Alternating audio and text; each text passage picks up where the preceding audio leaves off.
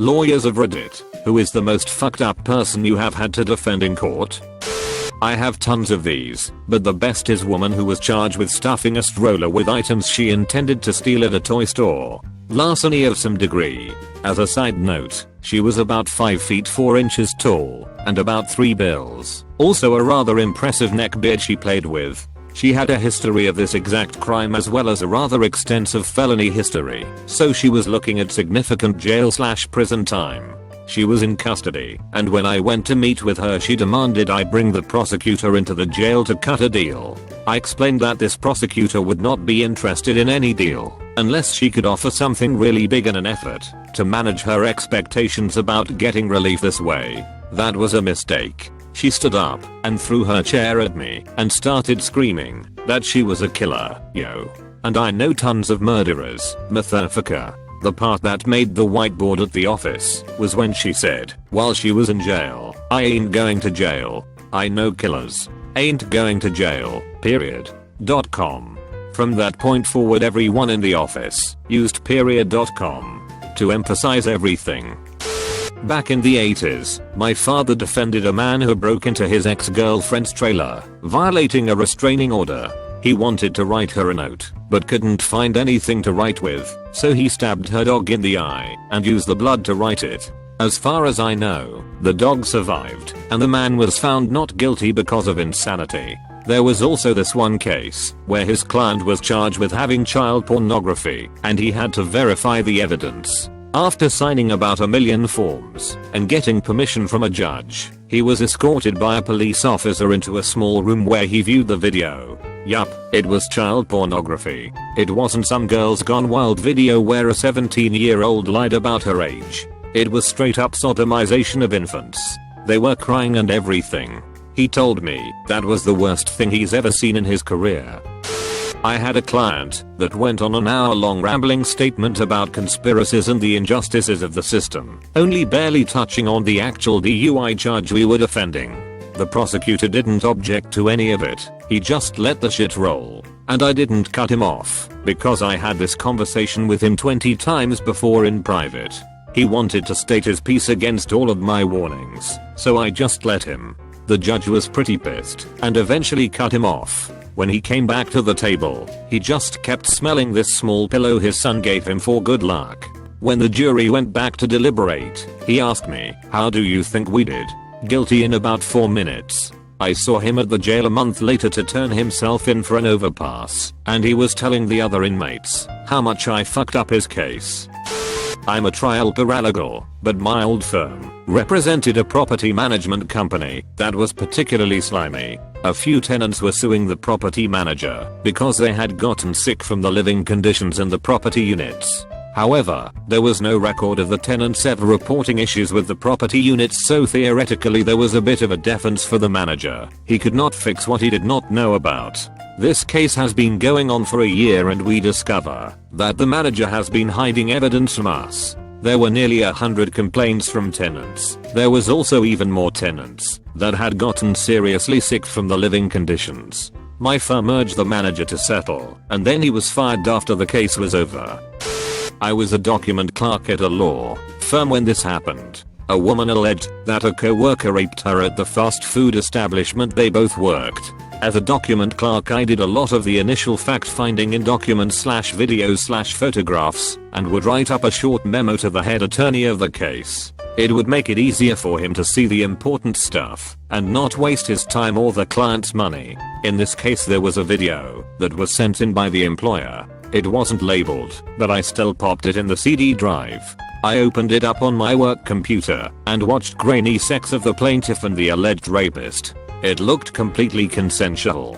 If anything, she initiated it. The weirdest part? At one point during the sexual act, he has her bent over next to the fryer station. She reaches into the basket, grabs a fry, and eats it while he's thrusting into her. I immediately sent the DVD to the head partner to take a look. 10 minutes later, I'm sitting in my office and hear a ha.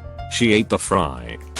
Not a lawyer yet, but just this summer in Maryland a guy decided to take his sure thing acquittal and toss it out the window. In this area of Maryland stealing cars from gas stations is popular, and this exactly is what our criminal did. He stole some woman's car while she was pumping gas. Shortly thereafter, when police are talking to the woman at the same gas station, the thief drives right by in the stolen car as she's describing it, so she just points at it and says that's actually it right there. The two officers on scene decide to chase him. The problem is, their department's policies only allow chases in very limited circumstances. Generally, armed crimes are the only way to get to chase a suspect. Car theft is not one of the excuses to initiate a chase, so the officers are breaking their own self-imposed rules. Our thief leads this cruiser on a chase down the highway, zipping between cars until the cruiser swerves to avoid another car, flips, throws the driver from the vehicle and kills him. The thief is eventually caught, but with evidence showing that the officers engaged in a chase they weren't allowed to begin. The guy was set to get off because all he had done was steal a car and commit some reckless driving offenses that were only going to get him like 6 months, which he had basically served by the date of trial. But rather than get away with it, our thief decided to write a letter to his friend from jail asking him to kill a witness he thought might help convict him. I sat in the courtroom just facepalming as the prosecutor read from the letter. The thief went from time served to 15 years with a single sheet of paper. I'm fortunate to have not had any really bad, morally, cases. I've had lots of people who suffered from fairly severe mental illness, but you can't feel anything but bad for them. They've got it pretty hard as is, before you factor in the law. And then you've got your run-of-the-mill shitheads. People that know better, have the capacity to be good people, and could probably live an easier, less stressful life if they just quit breaking the law. Drug dealers are a good example of that. Every 2-bit crack slinger thinks he's Tony Montana or Walter White. He is not. He is a 2-bit crack slinger who can barely sell enough crack to afford his shitty Motel 6 room for the weekend, before getting busted for the 6th time in a decade, because he has not learned yet that when the pretty girl comes up to him in the parking lot and says she wants crack, it is a sting. It is always a sting. I've heard plenty of murderers, wife beaters, child molesters, etc. as clients. All of them were fucked up, or bad in the sense that they suffered moral failings and broke the law, but I wouldn't say any of my clients were like depraved or anything. When I was a prosecutor, however, I did get to try a guy who beheaded someone. That dude was pretty awful. On the private side, I'm very selective. I refuse to take cases for people that are shitheads, and if I find out you are a shithead mid-hearing, I'm done. I had one guy get very angry during a family court negotiation and act violent/threatening with opposing counsel, cursing, slamming fists on the table, etc. I marched outside, told the judge I would like to withdrew from the case, and sent him his retainer back in the mail. Life is too short to waste good time on people that cannot behave like grown-ups in court. Not the most outrageous story, as I'm no longer practicing in the traditional sense and never did criminal work, but as a first-year associate I was instructed by a partner in another department to defend one of his friends who was being sued for defaulting on a couple of loan agreements. My client told me, just drag this out as long as you can. I intend to pay the guy back, but I need time to raise the cash. We had a first appearance coming up before a judge as kind of a case management/pre-trial procedure. On the day of, my client emailed me and told me he wouldn't be attending because he had some important investment meeting to attend. Yeah, right. I went to court. The plaintiff proceeded to tell this long, drawn-out story about how he was trying to get his money back from my client while also tending to his dying, now dead, wife. He also produced a ton of extremely nasty emails sent by my client in response to the plaintiff's heartfelt pleas for the return of his money, which were all new to me. In one of the emails, which the judge read aloud, the plaintiff wrote something like, "Please, I need my money back. My wife is dying, and I can't work right now." My client's response, "You want your money back? Sue me. Otherwise, I'll see you in hell." I basically spent the next hour getting yelled at by the judge. Appointed to represent indigent defendant in a DSS abuse/neglect case. This one involved drug abuse. Show to court, and the caseworker is showing me her latest hair test results are off the charts. Client story, not using coke. Just dating a coke dealer. Keeps it on a ledge over the bed. Must have been bumping uglies real hard and some sprinkled in her hair. I ignored the scientific argument that that's not even how a hair test works. Wouldn't have gotten me anywhere. Which sounds better, I tell her, I messed up and did some blow this weekend. Or my BF deals the stuff and railed me so hard he made it snow in my hair. My dad does criminal defense appeals and his favorite client was a guy who got arrested for stealing a car. The client had broken into a house just looking to steal whatever he could find. He was wandering around grabbing stuff when he found the keys to a really nice car. I forgot what kind of car, but it was probably a Ferrari or something. So the client drops everything, goes out to the garage and takes off. For the next few weeks, the client takes the car out in the middle of the night and goes looking for cops. Once he found them, he would honk the horn, flash his lights, and get their attention, then take off in a high-speed chase. He did this for a few weeks and the cops were getting really pissed, but eventually they get the helicopter on him, and he wraps the car around a telephone pole. But here is where the story gets really good.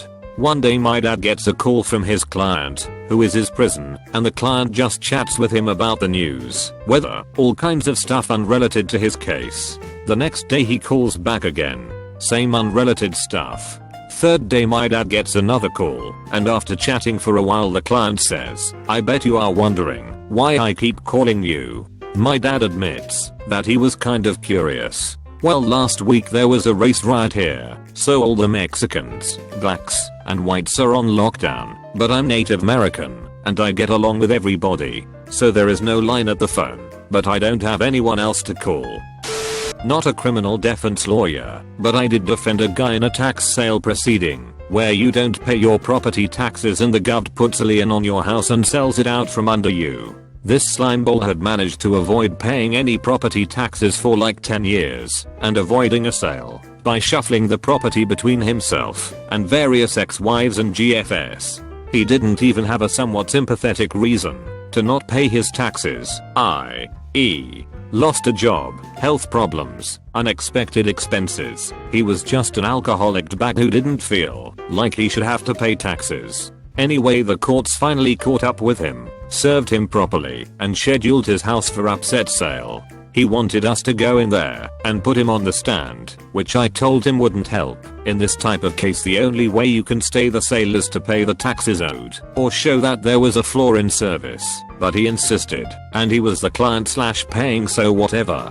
Next day he showed up to the hearing, 9 AM on a Wednesday, completely fucking reeking of vodka. I did not put him on the stand. He lost his house. Surprise surprise, he didn't pay anything on top of the small retainer he gave us. On a related note, this is why I hate working small town real estate law, and why I'm thankful I'm switching to a different field and firm in a few weeks. Out of the dozens of foreclosure / tax sale case I've represented in 5 years, maybe like 2 have been clients who have actually just hit hard times and weren't complete pieces of shit. Once had a guy who was charged with his 3rd strike for child molestation. His attitude was, I may as well go away for life because I can't stop doing this, so it's better for everyone that I be in prison. How can a defense lawyer just let someone plead and take life without parole? I mean, he may have been right objectively, but that's not my role in the system. I finally got him something like 15 to life. He'll probably never get out, but at least there's a possibility. He was one sick puppy, but at least he realized it. Here is one for all of you animal lovers. This happened about 8 years ago. My client, a run-of-the-mill mid-50s gentleman, nothing out of the ordinary and no priors, apparently hated his neighbor's cats. He lived in a garage apartment with a wooden deck / porch that overlooked a shared yard with his neighbors. Apparently the neighbors were cat hoarders who took in all of the feral cats in the area, and they didn't even bother to get them spayed and neutered, so there was a constant stream new kitties of all shapes, colors, and sizes patrolling and marking the area. Well, unfortunately for my client, one of the favorite places for the little felines to mark was his front door. So one day he is tending the plants on his deck when he sees a smaller cat, not full grown, but not a kitten, approaching his garage to presumably do its business under his deck, where the local cats had set up their own personal litter box. In the moment he decides that he will try to scare the shit out of the little kitty and drop one of his terracotta planters off of his porch as it came closer. Let's just say he didn't miss the cat, and the neighbor's mentally handicapped adult son just so happened to see the cat's demise. Animal cruelty charges ensue. I get him a pre-trial diversion agreement wherein the charges are dropped if he doesn't get into any more trouble for 12 months. We waited the 12 months and had the charges dismissed and expunged from his record. As long as y'all enjoy dark humor, I've got a story from the judge's point of view. The defendant was a gang member with a long rap sheet. My friend's dad was presiding. They took a recess and the judge and both attorneys were chatting on the steps of the courthouse while the defendant was smoking down by the curb. Car drove up and two guys with bandanas covering their face jumped out, shot and killed the defendant and drove off. My friend's dad turned to the two attorneys and said, "Well, guess that's settled. Who wants to grab lunch?"